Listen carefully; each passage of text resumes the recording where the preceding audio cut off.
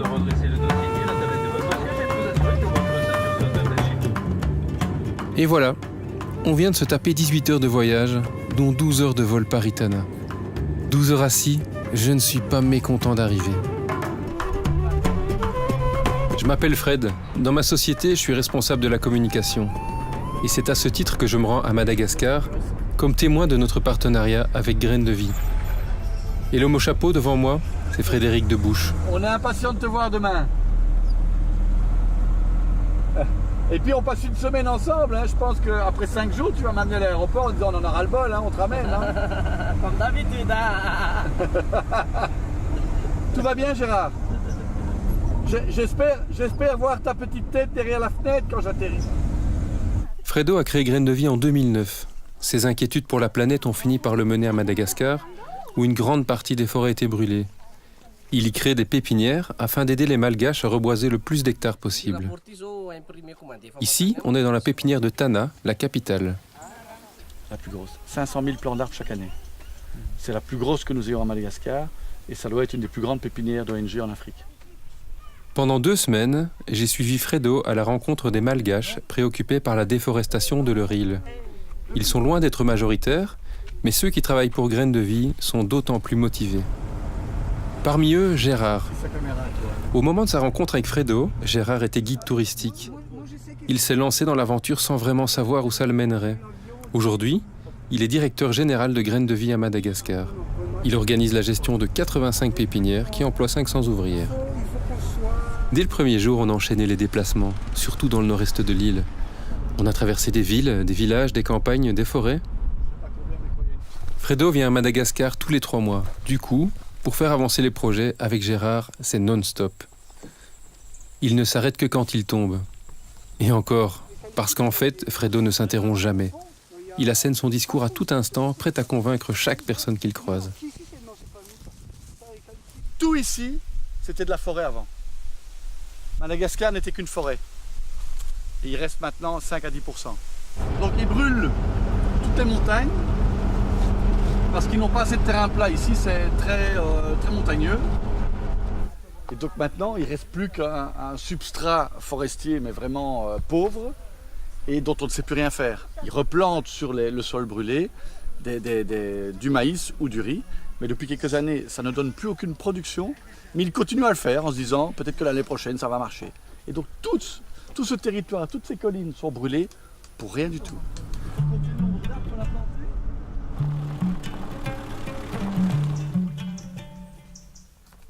Ici, on est dans une petite forêt. Alors, se dire, pourquoi est-ce qu'on a planté des arbres dans cette petite forêt, dans les clairières, etc. Ça a moins de sens que sur des terrains complètement dévastés. Au contraire, c'est en plantant les arbres ici, même si on a vu que certains étaient mal plantés, qu'on va assurer le fait que cette zone-ci ne sera pas brûlée. Tu comprends? Donc si on arrive à éviter que l'homme ne continue à brûler la forêt, on va diminuer l'impact de la vie des hommes sur Terre et donc les effets du réchauffement climatique.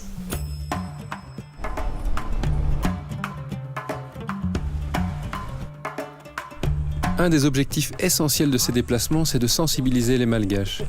Gérard travaille avec l'aide des maires qui organisent des séances d'information dans leur village. Et là, celui que tous appellent président essaye de convaincre les habitants avec son style très personnel. D'ailleurs, je suis assez surpris par l'accueil positif réservé à ce discours, disons, musclé, sans doute adouci par la traduction. Témoignez autour de chez vous, c'est le mieux que vous puissiez faire.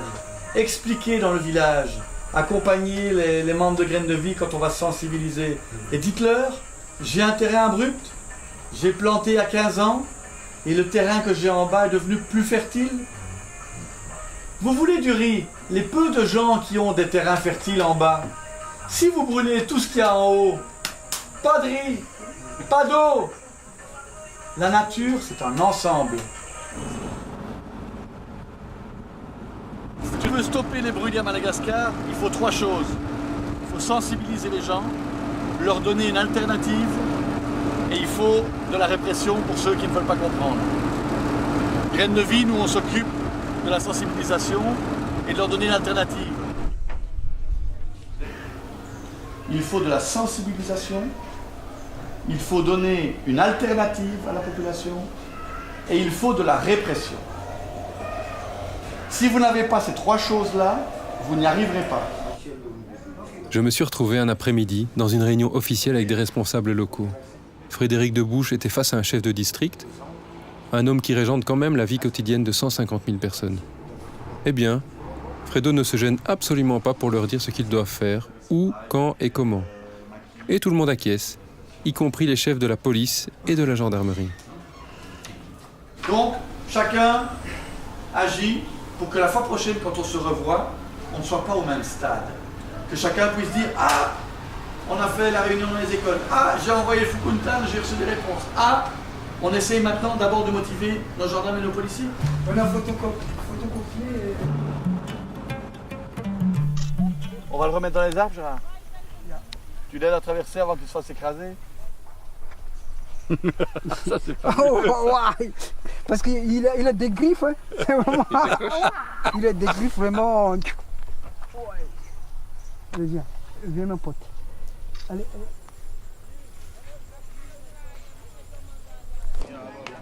allez. On a fait beaucoup de kilomètres lors de notre périple. Le paradoxe de Madagascar est que sa pauvreté oblige très souvent à se déplacer en avion, car les routes sont peu ou pas praticables. Mais d'une manière ou d'une autre, on a pu aller à la rencontre d'énormément de personnes, surtout grâce au contact des collaborateurs de Graines de Vie.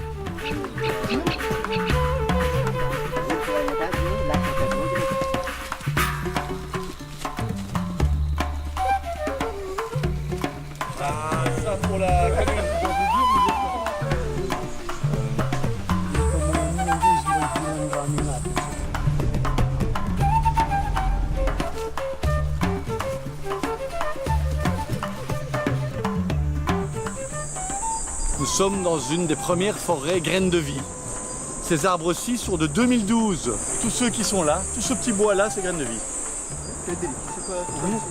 Mais c'est ma première forêt, je suis ému, hein. C'est ma première forêt. C'est la première qu'on voit.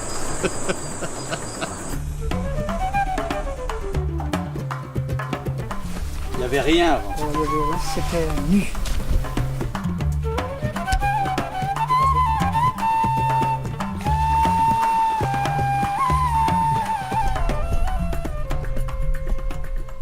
Tu fais 1000 à 2000 hectares reboisés dans une commune. Les communes, elles font 4-5 000 hectares, c'est beaucoup. Tu vois, une petite pépinière comme ça, dans toutes les communes de Madagascar, en 10 ans, tu vas voir la différence. C'est 2000 hectares reboisés en 10 ans. C'est quand même pas mal, hein. Les pépinières produisent pour moitié des arbres forestiers et pour moitié des arbres de rente, qui fourniront à la population, au choix, de la nourriture ou du revenu, comme des manguiers ou des girofliers.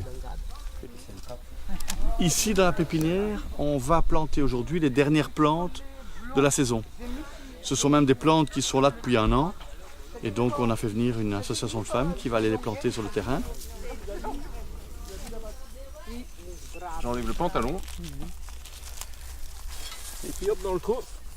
C'est déjà un parfait petit planteur. Et voilà un manguier. Et voilà.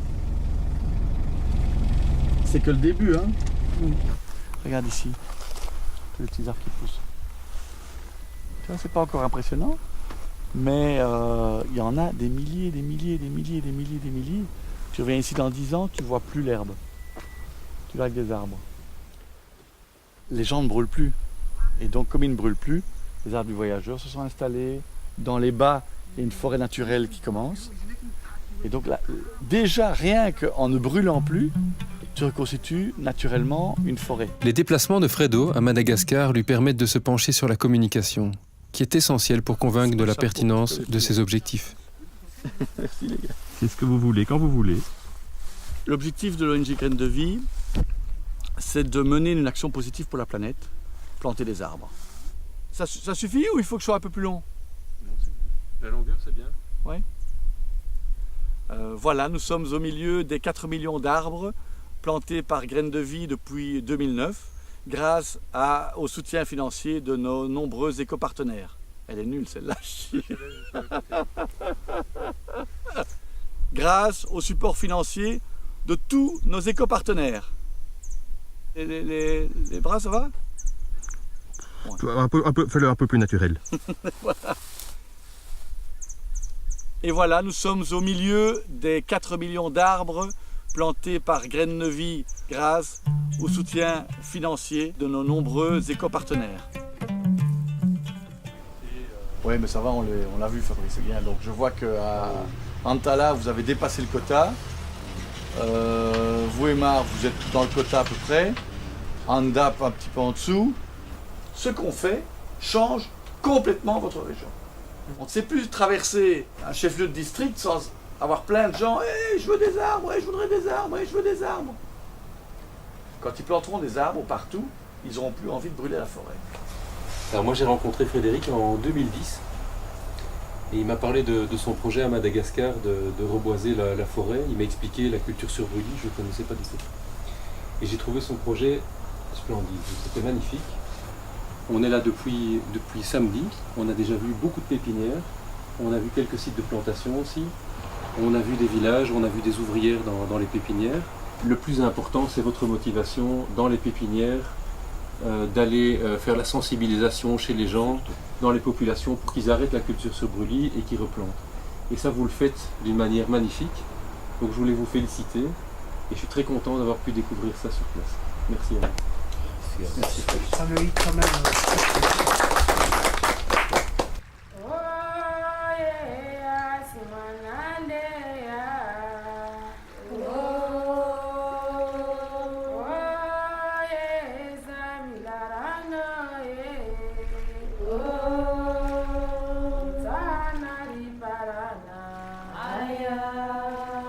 Le retour aux températures fraîches et aux horaires planifiés vont probablement me demander un délai d'adaptation.